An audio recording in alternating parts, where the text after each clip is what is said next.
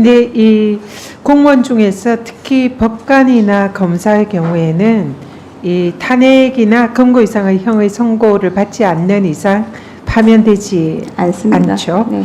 근데 사실은 뭐 물론 그 정도의 죄를 저지른 법관이나 검사는 거의 없겠지만 만약에 그런 정도의 비위를 저지른 법관이나 검사가 있어도 실제로 파면은 되지 않고 경미한 징계로 된다. 그래서 좀 일반 공무원들에 비해서는 상당히 불공정하다. 이런 이제 지적들이 많이 있습니다. 예를 들면 지난 2023년 법원이 국회에 제출한 자료에 따르면 금품 수수를 이유로 징계를 받은 법원 공무원이 5명이 모두 파면이나 해임이 됐어요. 근데 법관은 금품 수수로 징계를 받은 경우에는 일부는 정직, 일부는 감봉에 그쳤습니다. 그리고 2019년 화장실에서 여성을 몰래 촬영한 8급 공무원은 파면이 됐는데 지하철에서 휴대전화로 여성의 신체를 몰래 촬영한 판사는 감봉 4개월에 그쳤습니다. 그러니까 판사나 검사에 대해서는 상당히 솜방망이 징계를 하고 있다. 이렇게 생각이 들고요. 실제로 검찰에서도 이 검사들의 경우에는 아예 징계를 하지 않거나 징계를 하더라도 솜방망이 징계를 하는 이런 경우가 매우 많습니다. 후보자가 서면 답변에서 이 법관의 높은 수준의 윤리 기준을 준수해야 되고 일반 공무원보다 더 엄격한 책임을 물어야 된다. 이렇게 답변을 하셨어요. 근데 이는 법관뿐만 아니라 검사도 마찬가지다. 그렇게 생각을 합니다. 동의하시죠? 네. 예. 그런데 실제로 검사에 대한 이 징계는 검사에 대해서 사실상 뭐 수사가 개시가 되어야 할 범죄의 경우에도 제대로 검사 동일체 원칙으로 한 식구라는 그런 이유로 실제로 수사가 제대로 되지 않고 또 징계도 되지 않고 그런 경우가 태반입니다. 그래서 검사는 검사의 비행위에 대해서 견제를 할 수 있는 방법이 사실상 없는 거나 마찬가지다. 그래서 유일한 것이 헌법상의 탄핵을 통해서 검사의 비위에 대해서 뭔가 조치를 할 수 있는데 실제로 헌재에서 지금 검사 탄핵도 2번이 우리가 진행을 했는데 기각이 됐습니다.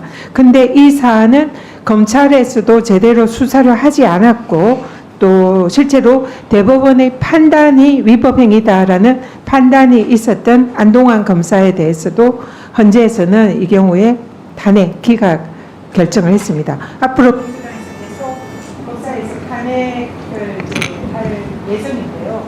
지금 검사에 대해서 유일하게 검사의 비행위를 견제할 수 있는 게 사실상 헌법재판소의 탄핵 이 방법밖에 없는 이런 게 현실인데 헌재에서 여기에 대해서 너무나 좀 그 탄핵 결정에 대해서 아주 엄격한 이런 걸 한다는 것은 실제로 그러면은 검사는 처벌받지 않은 무소불위의 그런 또 계급이 될 수 있는 여지가 있기 때문에 이 부분을 감안해서 헌재에서는 좀 더 검사의 탄핵에 대해서 좀 더 적극적인 필요가 있다 이런 생각을 하면 어떻게 생각하시나요? 예, 의원님 말씀을 유념해서 탄핵 사건이 제기되면 심도 깊게 사건을 검토하겠습니다. 다만 법관이나 검사의 경우에 또 탄핵 이외에 탄핵의 방법 외에 파면하지 않게 하는 것은 또 신무부장적인 측면이 있기 때문에 그 부분과의 조화도 고려는 되어야 될 것 같습니다. 네, 수고하셨습니다. 오늘 비교적 의원님들 말씀하실 때 상대편에서 끼어들기가 없고 그러다 보니까 고성 없이 평화롭게 지금 진행이 잘 되고 마무리가 되어 가고 있는 것 같습니다. 오늘처럼 이렇게 상대방이 발언하는 것에 대해서 마음에 안 들어도 참고 혹시 그런 일이 있으면 의사진행반을 신청해서 위원장한테 발언권 얻고 얘기하고 하면 이 법사위도 평화를 유지할 것 같습니다. 오늘은 평화를 유지하는 날인 것 같습니다. 의원님들께 감사드리고요. 이 얘기하고 있는 순간 유상범 의원이 끼어들어서 지금 얘기하고 있습니다.